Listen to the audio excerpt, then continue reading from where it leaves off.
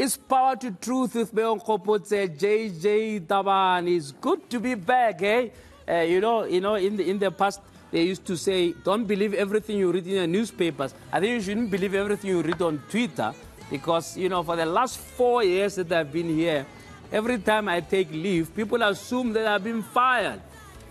And because I do say fireable things, but I'm still here to continue Season 4 of Power to Truth, talking the truth to power and conducting conversations that build. I'm very, very glad to be here to continue that work, literally to pick up where we left off about a month ago. Of course, we come back to a new era of governance in our country. I can tell you now, without any fear of contradiction, I don't particularly like the idea of the GNU, but every society must debate its future and trajectory of where it wants to go.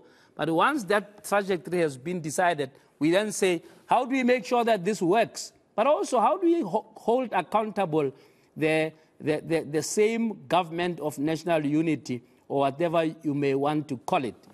If you have seen the Sunday papers, you would think now you are living in an alternative reality, because Helen Zille says to us, no, the whole thing is a fluke. We actually have been talking to the ANC, since way before, since the election, to say we need a grand coalition, but because the ANC didn't want to be seen to be too nathering with the DA, they had to invite all the others just as tokens.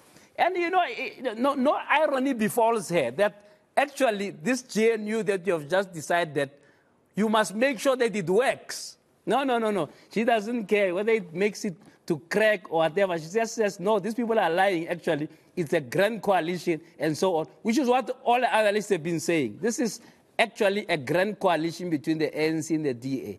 And nothing wrong with that if that's the courage of your convictions, that South Africa requires people on two polar opposites, right, to work together for the sake of the country. I don't think anybody will have a problem with that. Just be honest about it and not feed us lies about the fact that, oh, no, it was suddenly decided now. We have been told by somebody inside that, no, it's been the discussion all along. But anyway, they always say that there's always a silver lining everywhere.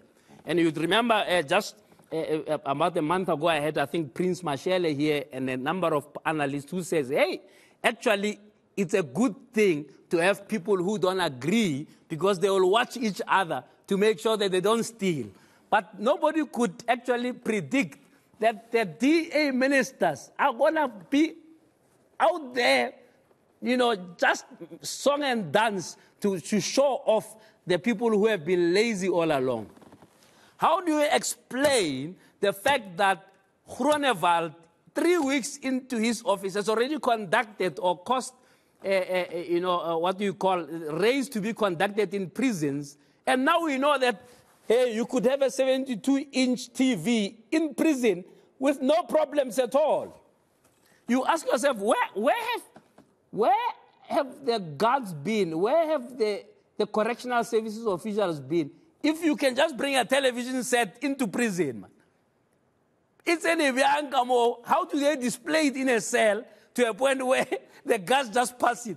And all sorts of things. I mean, forget about the drugs. Those are obvious that you would know that they will be smuggled. But a TV, 82-inch, big telephone, iPads, you name it. I mean, there's nothing that's not there. And then you ask yourself, Ronald Lamola, who was there for 5 years, what the hell was he doing all the time? So that's a silver lining, that the DA ministers don't care about, being comrades and hiding, in Setswana, no. You don't expect that of ANC ministers because they're going to be asked, but these are your comrades. I mean, why are you telling us that 300 million rand was siphoned from public works? No, you needed a DA minister to do that. It didn't even take 2 minutes. You needed maybe a Gaten McKenzie to say, all these artists have been complaining that government doesn't give them money. No, they are on a list of a payroll since COVID. I mean, it's crazy. Maybe that's a silver lining, that we get to know all the lies that we've been told all along are now going to come to the surface. Of course, to be in cabinet is not a PR stunt. The DA will learn that fast.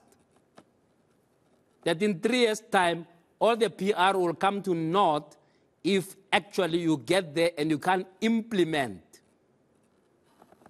You know, and I'm told that, you know, at the cabinet Lokota, where the DA was supposed to come there and criticize, you know, the programs that the director generals have put together. Actually, there was a broad agreement, which is a miracle. It's a miracle you need, that actually people on polar sides of the political spectrum can come together and say, here's a program for us to go forward. And I'm sure the ANC also is a little bit frustrated. I mean, you can hear what Mbalula says about what Zille tells us. He says, no, ignore Zille. He's a mad woman, just leave him. At the end of the day, whether you are an Mbalula or you are a Zille, you are going to be expected by South Africans to deliver. Now, I thought I should just give another indication. Not that the ANC ministers have been doing nothing. I mean, take a look at what Minister Majodini had to say when she was being sworn in. Just take a look at this clip. And to perform the functions of my office conscientiously, that's okay, and the best of my ability. I must say, I really missed having to comment on this, but let me tell you why I'm bringing up Minister Majodina. Minister Majodina, after weeks of silence, held a press conference and told the country that although she's a Minister of Water Affairs, please do not call me. You know, there's this case about please call me. And I don't know, please do not call me. Now, let me tell you what's wrong with that. She says, no, call your local government, don't call me. In South Africa, right, a Stone Age disease called cholera killed people in Hammanskraal because they were subjected to dirty water.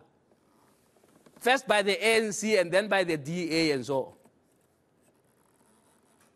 Now, the president left the Union building and descended on Hammanskraal. He didn't say, no, go to Pretoria and complain there. He went there despite that particular function belongs to local government. But Majodina says, no, don't call me. Call your local government. Tell them that your water is dirty.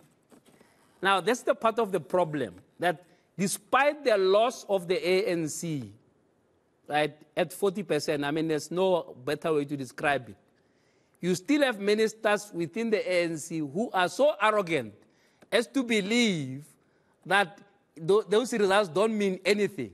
And no, don't call me, call your local government. Man. And maybe then why do you need Water Affairs Department nationally? If the people of Hammanskraal who are dying because of corruption, because of poor management of water, because of lack of vision, are dying don't call me. Call your local government, call Kwamanda, man. Don't call me. Now, I think that the ANC is yet to learn a lesson. It looks like the 40% was not enough. The people in 2026 maybe will need to inflict more pain. Because if somebody who was a chief whip of the ANC for years, where all sorts of wrong things happen in parliament, is promoted to be minister, and in her first press conference, no, don't call me, man. Don't call me. Call your councillor. Then we have a lot to learn. And when those DA ministers show up, the lazy ANC ministers do not blame the DA for doing what political parties do, which is to show up their opposition to say, those ones are lazy. We are waking. Anyway,